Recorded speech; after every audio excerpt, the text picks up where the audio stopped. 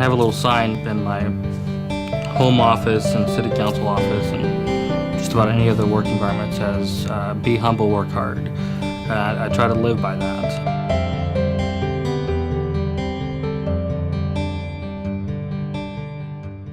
So we kind of decided that after showing some mild interest, we thought it would be better off, because of our age at that time, not to follow through with the adoption. But we also said if God drops the kid on our doorstep, we're not going to turn our backs on him. And I was at that age where I started to realize that families were looking, thinking to themselves, this is what I want. And I started crying, and I remember a caretaker came to me and asked me, what's wrong? And I told her, I want a family.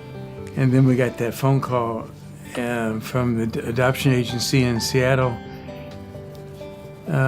We had people writing letters for us to the Bulgarian embassy because they were putting up roadblocks about getting children out from this former communist country. So they took, they said, oh, no more children. So we had a little fuss getting them out of there, but we finally did. So he finally arrived 30 hours late at the airport here in Seattle, and the director of the orphanage came along with him and with a friend who translated for her.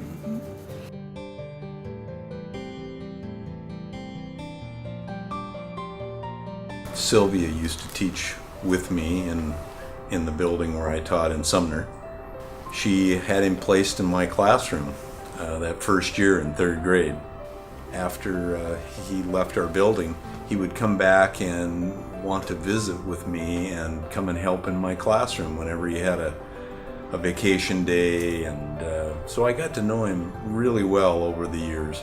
So one of the things I think where you can see his values keep moving forward into his career is that he had an interest in community programs.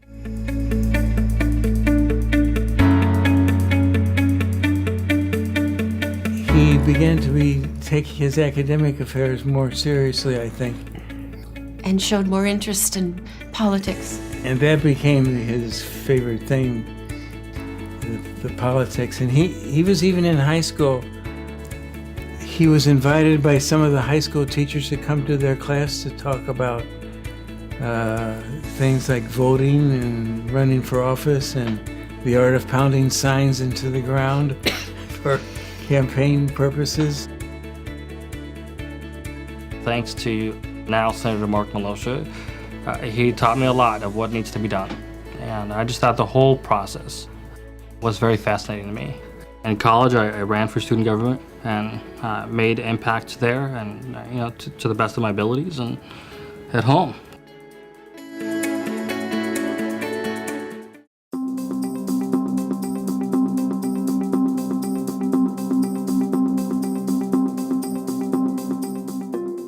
Got on a Parks Commission and really just kind of listened a lot, and would come to meetings and just listen and not talk. And then I realized that our people with disabilities are not being heard when it comes to building parks. And ever since that moment, my vision has always been being inclusive with our parks. That got me interested in city politics, and to my surprise, I ran for city council. He knew how to run a campaign. He had run quite a few campaigns for other politicians, so he was out knocking on doors and doing everything you could think of, raising money, putting up signs.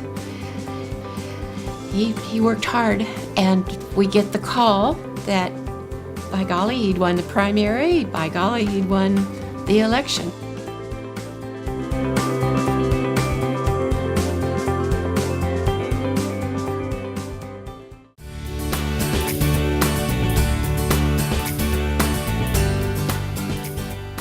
One of the things that always tickles me about Martin is he always says the great city of Federal Way. Even when you call him, his message on the recorder is the great city of Federal Way, and I think he truly believes that. But he also works very hard to make it be a great city. He's very interested in all the things that go on in this city. And believe me, there's a mountain of things that go on all the time. Martin is dedicated to the citizens of Federal Way, dedicated to the youth programs, dedicated to seeing our community grow and protecting historical assets that our city has to offer. Everything that has relevance to the citizens has relevance to Martin. Knowing him personally, I've seen him firsthand walk the walk as well as talk the talk. He's grounded, he's approachable, and he's community oriented. He always has time to stop and talk to you no matter where you are, and however much time he could provide. He is family oriented. Everything he does in his personal life or professional life is with the intent of making someone else's life better or easier. Keeping a balance of, the people of the city and then the city government, which are, two different things.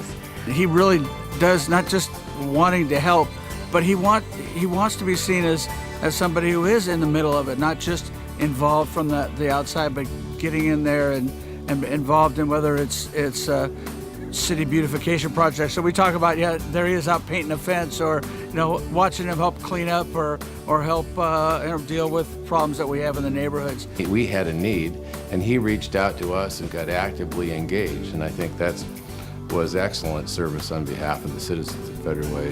His engagement and his active engagement. He works for an organization called ARC of King County, which really works as an advocate agency for the disabled, and does a phenomenal job, and that's really a passion of his and has been for years. In the time that I've known Martin, he has the vision for the city of Federal Way. He has the leadership to get things done.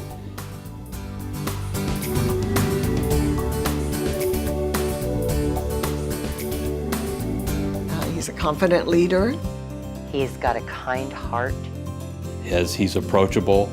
Enthusiastic, diligent. He's come a long way, and 20-some years in America, and look what he's done. And with your help, we can make our community a better place, a stronger city, and I very much am excited, so excited, to have the opportunity to talk about the many difficult issues that lie ahead of us. I know that some issues will be easy to talk about, some will be hard to talk about, but I'm excited to meet people at their doorsteps. I'm excited to answer people's emails, texts, calls. I'm excited about the campaign and getting back on the streets and getting reelected so I can continue doing the work that needs to be done.